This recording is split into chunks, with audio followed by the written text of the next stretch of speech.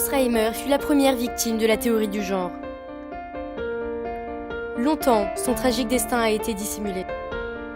Il n'a que 22 mois quand il devient le cobaye du professeur John Money. Cette terrible expérience sert aujourd'hui encore de caution scientifique à la théorie du genre. Voilà comment tout cela a commencé.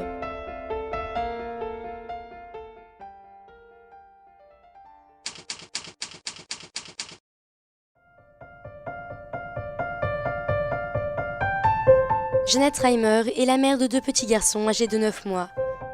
Bruce et Brian sont jumeaux. Dès leur plus jeune âge, ils éprouvent des difficultés pour uriner. Le médecin qui les suit diagnostique un phimosis et recommande de les opérer.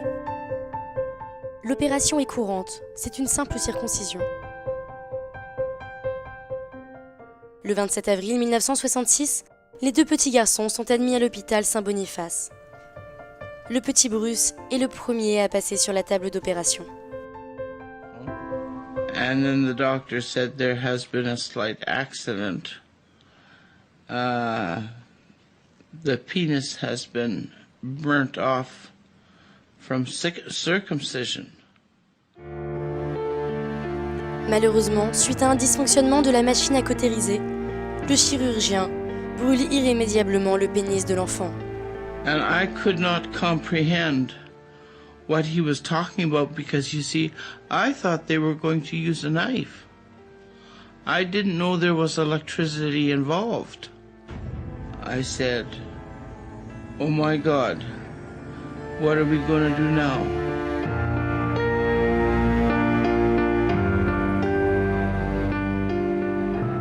Durant plusieurs mois, les parents du petit Bruce vont consulter de nombreux médecins au Canada comme aux États-Unis. Mais tous se déclarent impuissants.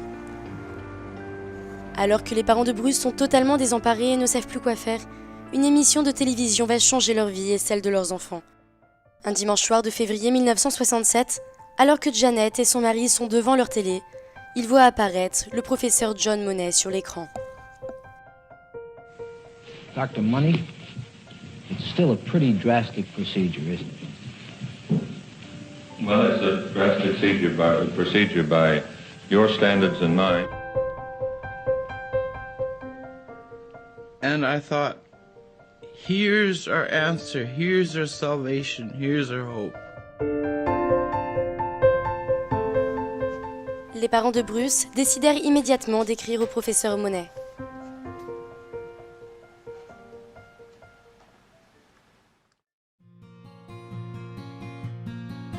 Le professeur Money est né en 1921 en Nouvelle-Zélande. Il a été élevé dans un milieu exclusivement féminin, où les diatribes anti-hommes étaient si fréquentes qu'il avait fini par se demander « Le monde ne serait-il pas un meilleur endroit pour les femmes, si non seulement les animaux des fermes, mais aussi les humains mâles étaient castrés à la naissance ?» John Money est très tôt fasciné par les hermaphrodites, à tel point qu'il va consacrer sa thèse sur ce sujet-là, et il va essayer d'étudier les conséquences psychologiques sur ces enfants qui sont ni totalement des garçons, ni totalement des filles. En 1952, il va rejoindre l'hôpital Johns Hopkins aux États-Unis, où une équipe travaille déjà sur les enfants intersexes. Et très rapidement, John Money va s'imposer dans cette équipe. Ces travaux l'amènent à penser que ce qui détermine l'identité de genre d'un enfant ne sont pas des facteurs biologiques, mais la manière dont il est éduqué. Ainsi, il prétend que les enfants se sentent garçons ou filles parce qu'ils portent une robe ou un pantalon, parce qu'on les habille en rose ou en bleu, parce qu'ils portent un prénom féminin ou masculin, parce qu'on les fait jouer avec une poupée ou un pistolet. Cette théorie va rapidement prospérer et faire connaître Money et l'équipe de l'hôpital Johns Hopkins. Pourtant, dès 1959, des recherches conduites vont démontrer le rôle majeur que jouent les hormones dans la différenciation des sexes. Milton Diamond va publier dès 1960 une série d'articles basés sur ces découvertes contestant les conclusions de John Money. Alors que sa théorie commence à être sérieusement remise en cause, John Money reçoit une lettre qui peut tout changer. C'est la lettre de Madame Reimer. Money comprend immédiatement que le cas de Bruce et de son frère Brian constitue l'opportunité de prouver ses théories. Arrivé à élever 2 jumeaux selon des genres opposés, voilà la preuve qui lui manquait. C'est en 1967 que les parents de Bruce Reimer vont rencontrer pour la première fois John Monet. Leur enfant a déjà 22 mois et John Monet, qui est convaincu que les enfants sont neutres sexuellement jusqu'à 2 ans, va essayer par tous les moyens de les obliger à prendre une décision très rapide et à faire opérer leur enfant dans les 2 mois. Et donc il va leur mettre une très grosse pression. Et sous cette pression, les parents décident effectivement d'accepter cette proposition et très rapidement, ils vont faire opérer leur enfant. Le 3 juillet 1967, John Monet opère une castration de Bruce Reimer qui devient la petite Brenda Reimer. Et il met là encore une vraie pression sur ses parents pour qu'ils gardent le secret.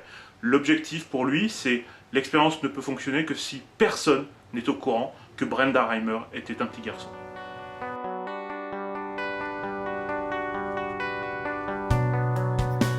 De retour chez eux, les parents Reimer suivent à la lettre les recommandations du professeur Monet. Ils habillent leur nouvelle petite fille en robe, remplacent ses jeux par des poupées, et tentent par tous les moyens de conforter Brenda dans son identité féminine. Malgré ses efforts et le temps qui passe, les difficultés apparaissent rapidement. Son frère, Brian, se rappelle. Ma sœur marchait comme un mec et ne s'intéressait qu'à des sujets et des jeux de garçons. Les parents de Brenda avaient également remarqué le malaise de leur enfant. I lied to myself. I pretended it was going to work. But when he was 2 years old and I put him in a dress, he tried to rip it off. Then I thought, oh my God, he doesn't want to be a girl. It was just so obvious to everyone, not just to me, that she was masculine. Mais suivant les instructions du professeur Monet, il n'avait pas le droit d'émettre des doutes. Il devait continuer l'expérience.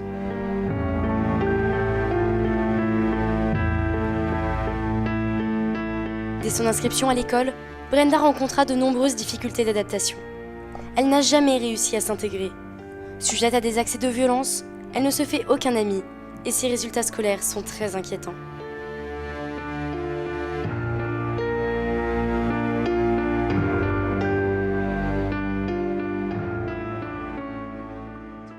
Les difficultés scolaires de Brenda Reimer vont amener ses parents à écrire au professeur Monet pour lui dire que ça ne fonctionne pas très bien. Il va tout faire pour minimiser ces difficultés. Il va même aller jusqu'à écrire à l'école de Brenda pour expliquer aux enseignants que les difficultés de Brenda Reimer sont passagères et qu'elles sont liées à une simple hospitalisation précoce. Il espérait ainsi mettre un terme aux inquiétudes avant la publication de son nouveau livre. Le 28 décembre 1972, lors d'un colloque à Washington, John Monet présenta son ouvrage Man and Woman, Boy and Girl, dans lequel un chapitre était consacré aux jumeaux Reimer. Dans ce chapitre, Monet a gommé toutes les difficultés rencontrées par Brenda, ainsi que les doutes de sa famille et de ses professeurs. Son objectif, présenter cette expérience comme un grand succès. Il écrit, en comparaison de son frère jumeau, Brenda apparaît comme un remarquable contraste. Brian s'intéresse aux voitures, aux stations-service, aux outils, alors que Brenda, prétend-il, est fascinée par les poupées et les maisons de poupées. Il conclut, les jumeaux incarnent une miraculeuse division des goûts, du tempérament et des comportements le long de la ligne du genre. Pour Monet, cela apparaît comme le test ultime que l'on n'est pas garçon ou fille, mais que l'on est construit comme cela. Ce livre remportera un succès immédiat. Le 8 janvier 1973, le Times Magazine consacre un article aux découvertes du professeur Monet. Le New York Times Books Review fait également la promotion du livre, en affirmant « Si vous dites à un garçon qu'il est une fille et que vous l'élevez comme cela, il voudra faire des choses féminines. » Pour le magazine Sociology, les travaux de John Monet prouvent que les enfants peuvent facilement être élevés comme un membre du sexe opposé. John Monet réussit son coup, ses travaux sont rapidement popularisés, et dès 1972, Anne Oakley, qui est une sociologue britannique, va reprendre l'expérience de John Monet comme une réussite, expliquer que c'est une réussite et qu'elle prouve qu'on peut élever un enfant indifféremment, comme un garçon ou comme une fille, que ce n'est pas traumatisant. À partir de cette expérience-là, elle va la généraliser à la sociologie et se dire que puisque ce n'est pas la biologie qui fait d'un enfant un garçon ou une fille, ce sont des normes sociales, et que ces normes sociales, il est totalement légitime de les déconstruire, de les démonter, et c'est avec tout le travail de la théorie du genre. Pour Brenda, les difficultés s'accumulent. Ses résultats scolaires virent à la catastrophe et elle est sujette à des crises de colère. Inquiet, ses parents alertent le professeur Monet.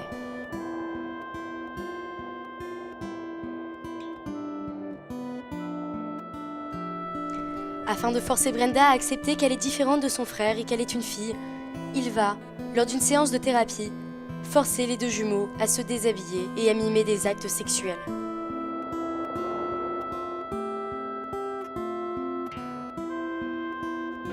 David told us what Dr. Money had done long after we had stopped seeing him. And we were horrified. We thought, how could this happen to children? Cela ne fait qu'aggraver la situation. Brenda est de plus en plus mal dans sa peau. Elle menace ses parents de se suicider s'ils l'obligent à revoir le professeur Monet et à poursuivre son traitement. Elle n'a alors que 14 ans. Face à cette détresse persistante, le 14 mars 1980, son père lui révèle qu'en réalité elle est née garçon. Aussitôt, Brenda décide de mettre fin à son traitement. Elle demande aussi à changer de prénom. Désormais, elle s'appellera David. So I said, okay, are you sure? Because there's no going back after. And he said, yes, yes, I'm sure that is what I want to do.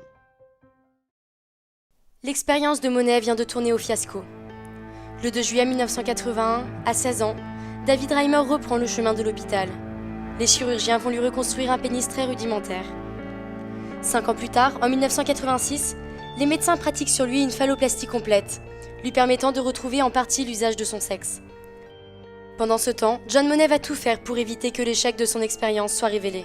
En 1979, une équipe de la BBC va s'intéresser au cas des jumeaux Reimer. Le professeur Monet va se montrer très coopératif, jusqu'au moment où il apprend que les journalistes sont allés interroger les médecins et le psychanalyste qui suit Brenda et Bruce.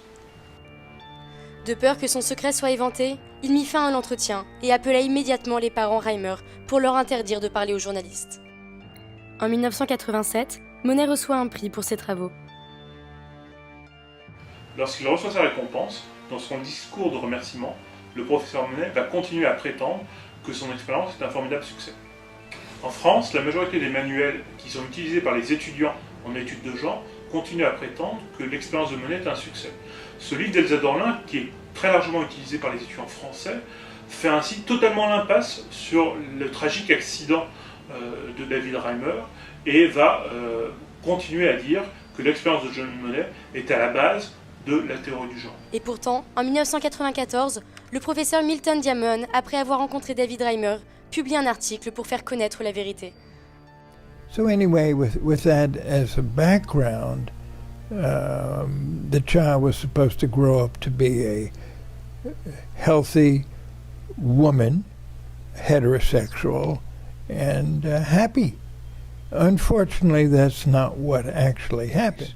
When he got to be 14, being raised as a girl, being given estrogens, having been castrated, all of these efforts made to make him into a girl, he said if he couldn't live like a male, he would commit suicide. And that's when they finally told him the story, and he converted immediately to live as a male. Désormais, David est prêt à témoigner. He didn't want any more children to suffer the way he had.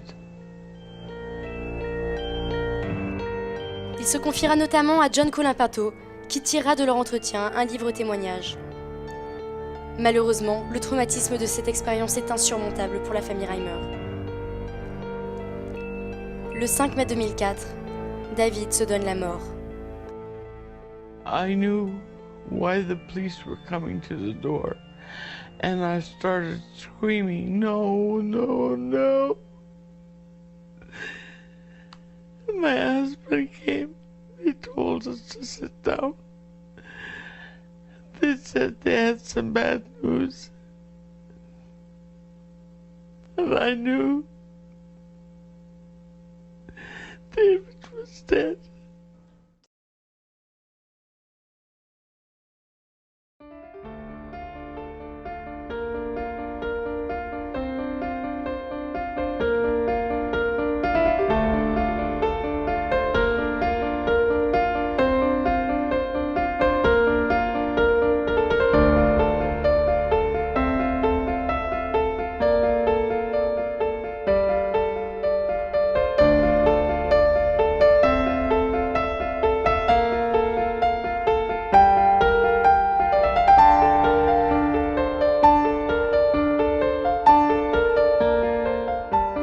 Cette expérience sert aujourd'hui encore de caution scientifique à ceux qui prétendent que l'on peut choisir son genre pour devenir un homme, une femme ou un sexe neutre.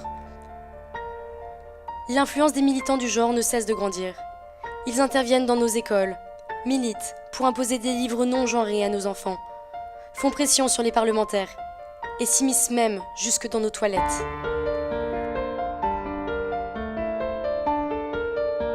Tout cela au nom d'une théorie qui a brisé la vie de David Reimer et de sa famille.